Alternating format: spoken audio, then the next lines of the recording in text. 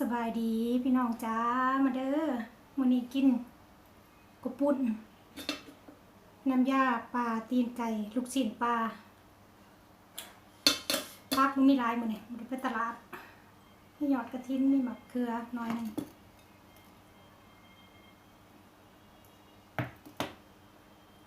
ก่อนสิกินก็ขอบคุณพี่น้องเด้อหลายๆที่เขามาเป็นกำลังใจชาวลาวทั้งเพื่อนเก่าเพื่อนใหม่บ่ได้เขาไปต่อก็ขอโทษเด้อพี่น้องซาแน่ก็ขอโทษมา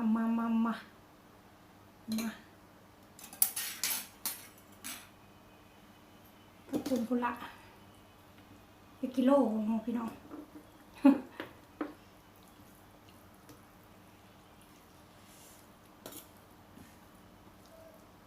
มีบักทั่ว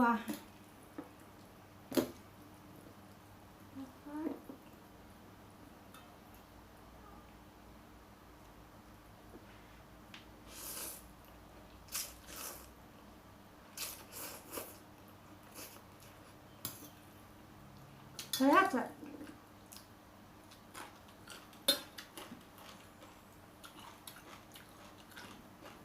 มะกระทินอ่อน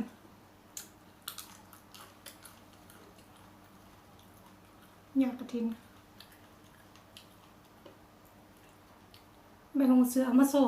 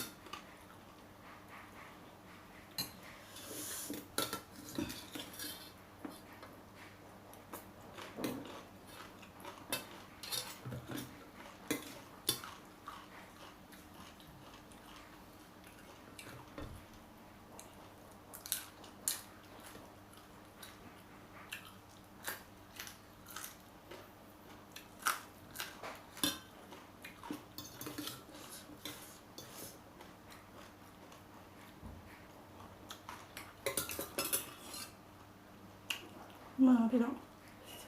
เงาออกกันกินเผ็ดจะสิล่ะ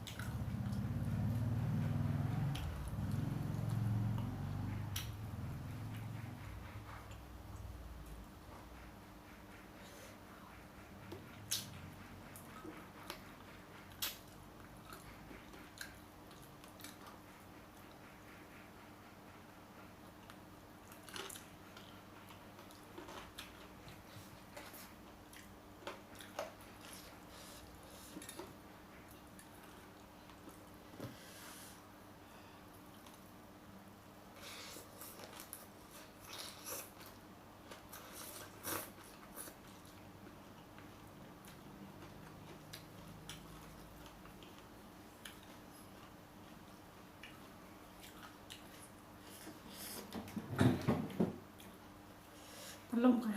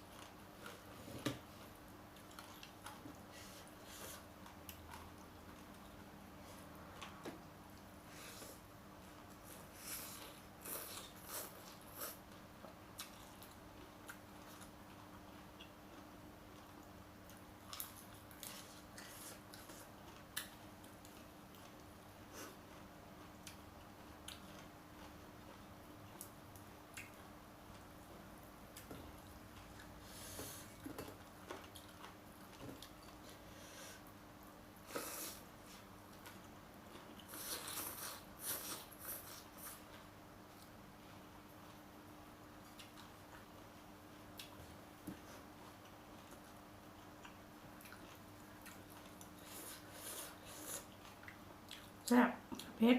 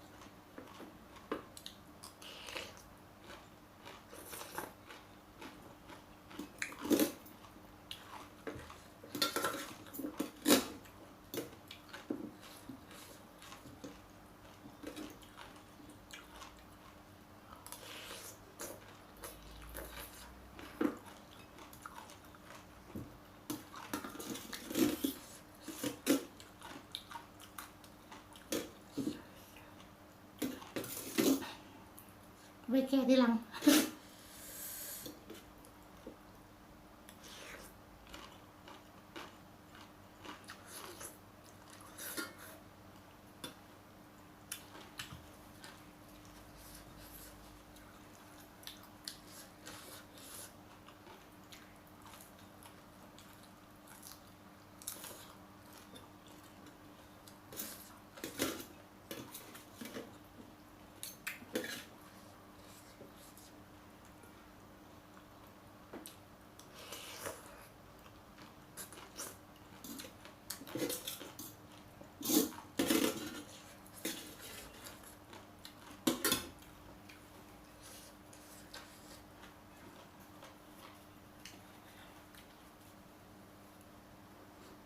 แขกไปรับเชิญ